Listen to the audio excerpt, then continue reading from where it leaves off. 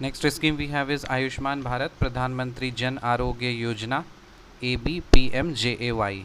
Ayushman Bharat Pradhan Jan Arogya Yojana. Recently, Comptroller and Auditor General of India (CAG) presented report on performance audit of ABPMJAY.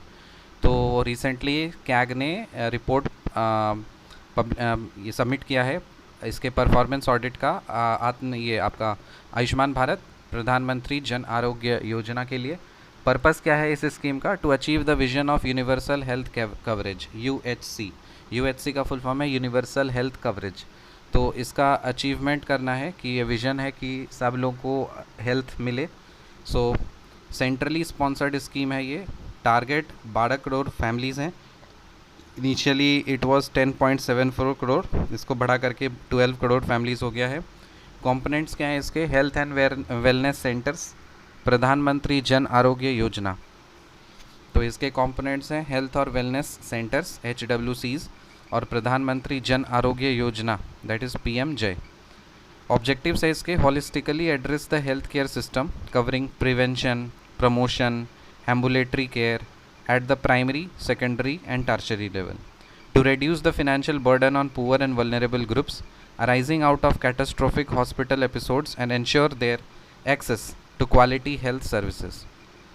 Background इसका देखते हैं। Recommended by National Health Policy 2017, तो National health policy आया था 2017 में।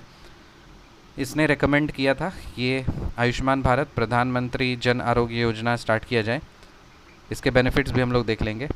Health and wellness centre में 1,50,000 health and wellness centres will be created to deliver the comprehensive primary health care CPHC that is universal and free to users. अब देखो हर चीज़ का ये acronym बना देते हैं, क्या मजाक है।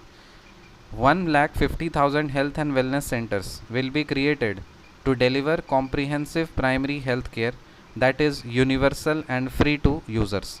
फोकस इसका wellness and the delivery of an expanded range of services closer to the community.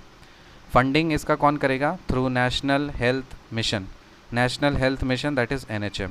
Comprehensive primary health care through health and wellness centre में क्या क्या होगा? Expanded service delivery, partnerships for knowledge implementation, continuum for care, tele health referral, robust IT system, expanding HR and multi skilling, फिर community mobilisation and health promotion, financial provider payment reforms.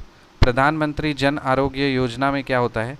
The erstwhile National Health Protection Scheme has been rechristened as PMJ। तो एक देखो नया word है, आप use कर सकते हो, रीक्रिश्चेंड।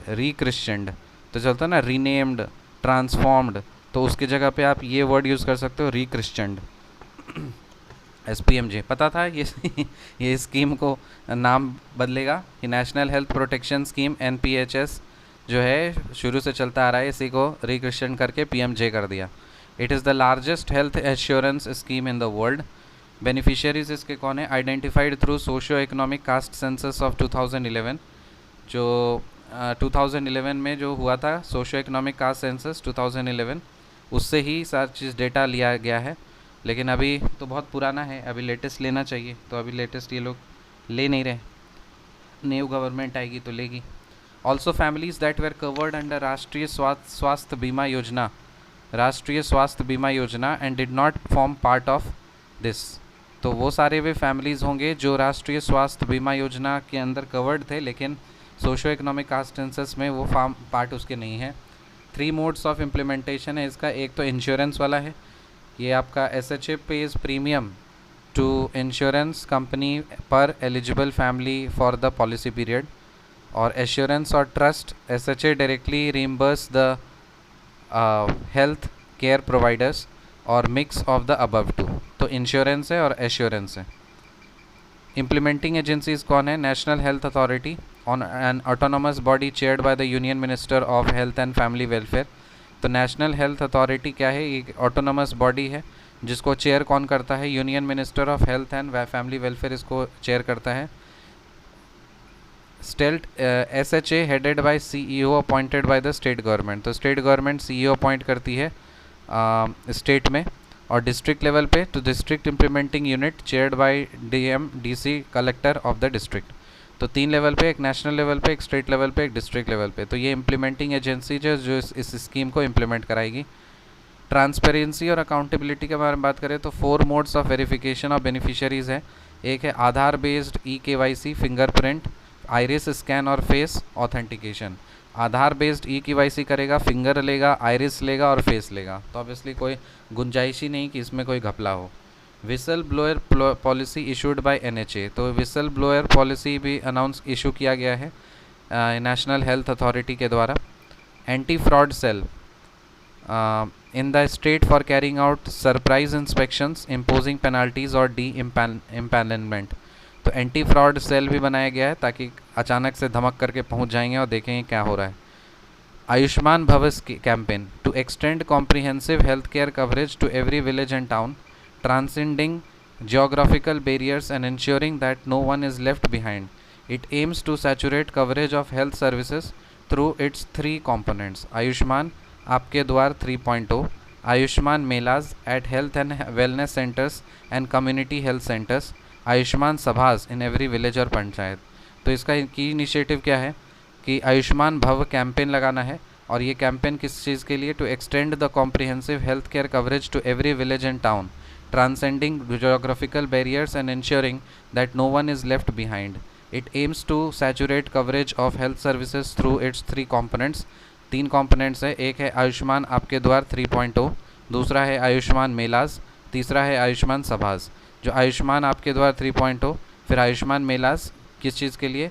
एट हेल्थ और वेलनेस सेंटर्स पे आयुष्मान मेला लगाना है और कम्युनिटी हेल्थ सेंटर्स पे भी आयुष्मान मेला लगाना है, और आयुष्मान सभा करना है विलेज और पंचायत में। तो इसके बेनिफिट देखते हैं। पहली बेनिफिट कि 5 lakh per family per year for secondary and tertiary care hospitalisation मिलेगा। 5 लाख पर फैमिली मिलेगा per year for secondary and tertiary care hospitalisation. दूसरा बेनिफिट है कि benefits will be portable across the country.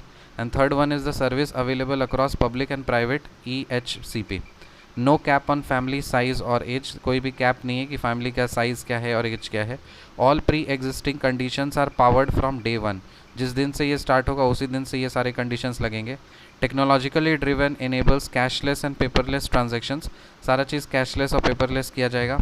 Coverage of 3 days of pre hospitalisation and 15 days of post hospitalisation expenses including medicine, follow up, consultation and diagnostics.